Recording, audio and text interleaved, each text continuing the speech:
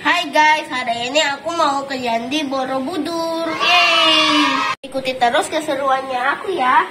Halo teman Tamtam, ini hari kedua kita di Yogyakarta. Kita mau ke Candi Borobudur. Perjalanan kurang lebih 1,5 jam. Ini kita dari Malioboro, start jam 7 pagi ya guys.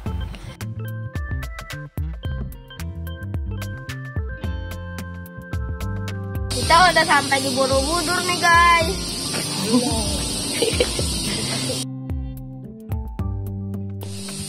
Ini kita tiket masuknya jalan dari parkiran lumayan ya. Ke dalam sana. Ini kita karena masuk dari parkiran D, jadi kita ngelewatin pasar ular ini ya guys. Udah nyampe. Kalau mau lebih dekat dengan loket tiket masuk, parkirnya dari parkiran A ya guys. Nih kita masuk.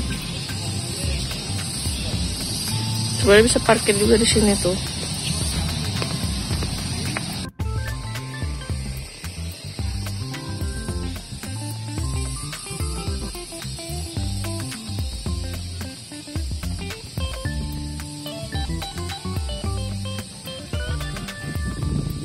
Ini harga tiketnya ya guys. Hanya kesini ya guys kalau mau naik sampai ke area candinya.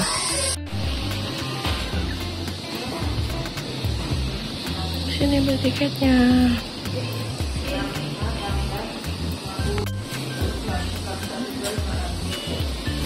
Nih tiketnya. Ini buat tukar sendal karena kita harus pakai sendal ke atas.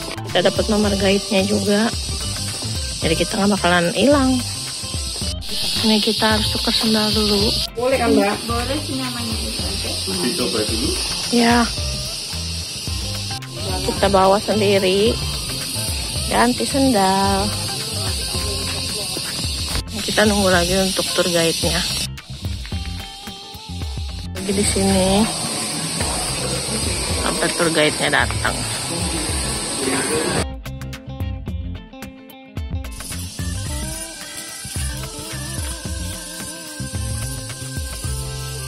Kenalkan, nama saya Niken. Nanti saya akan memandu Bapak Ibu Mas Mbak selama berada di area candi ya. Nah nanti untuk candi sendiri masih dibuka 50 orang per jam. Jadi kalau misalnya yang di atas sudah 150, maka yang di bawah nunggu dulu ada yang turun baru bisa naik ya. Nah kemudian nanti selama di atas candi kita tidak diperbolehkan untuk menyentuh dinding-dinding relief.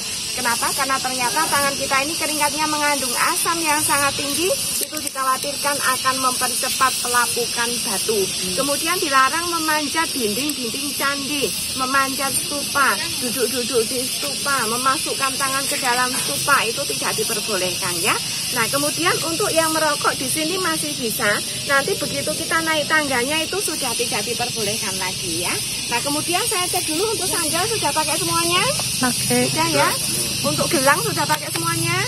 Ya, nanti digunakan untuk kita scan ke atas candi ya. Nah, kemudian nomor kita nomor 6 ini mungkin agak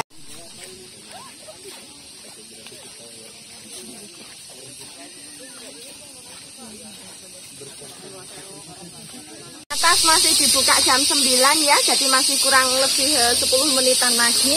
Kita istirahat dulu sambil kita cerita mengenai sejarah singkat Candi Borobudur dan ke Bali, dan otomatis pusat pemerintahan juga bergeser ke arah sana ya.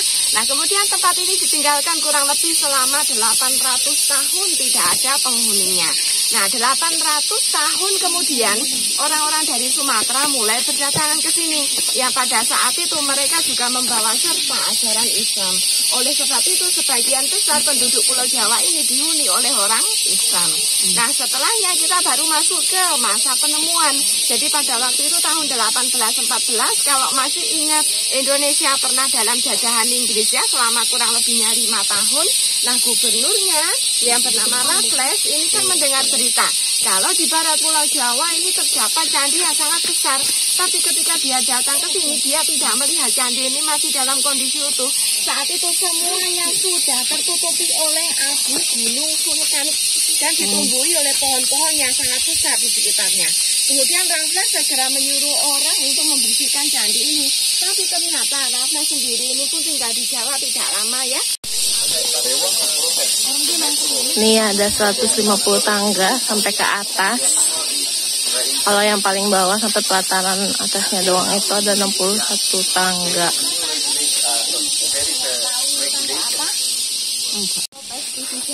Nih buah maja.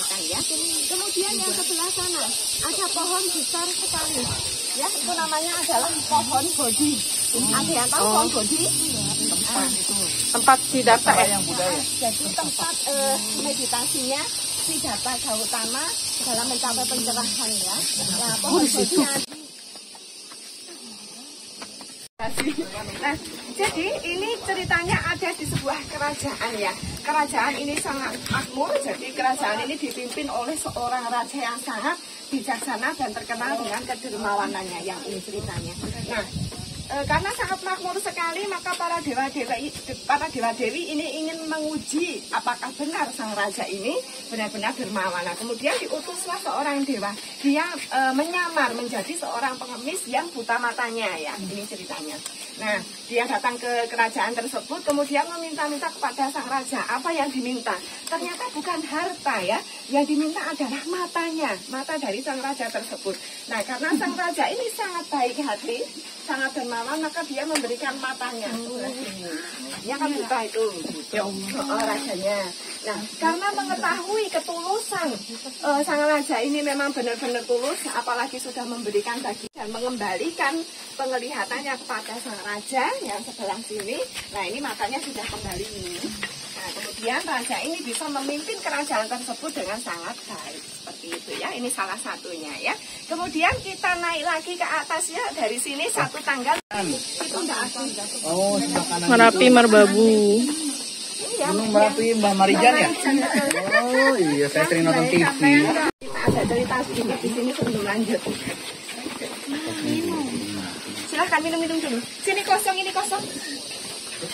Untuk membangun candi ini namanya adalah batu andesit ya, atau batu gunung berapi. Jadi batu andesit itu punya ciri-ciri banyak pori-pori sehingga dia mudah untuk dipahat. Karena mudah untuk dipahat, mudah untuk pecah atau rusak ya. Kemudian total jumlah batunya ini ada 2 juta blok batu. Kalau nggak percaya, itu sendiri. Nggak mau harus percaya ya.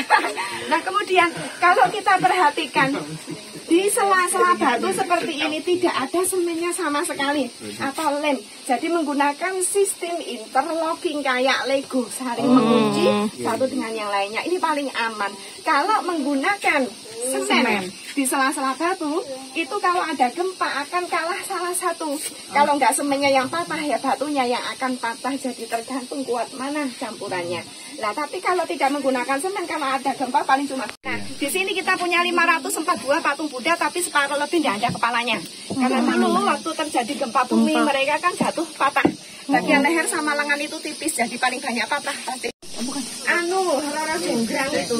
Oh kan Roro Jonggrang. Roro Jonggrang di Prambanan. Iya. Itu istrinya Dewa Siwa dari batu baru. Untuk batu baru dia tidak boleh dipahat untuk menjaga keasliannya. Jadi tetap dibiarkan apa adanya seperti ini ya. 25. Ini dong ya, yang dong.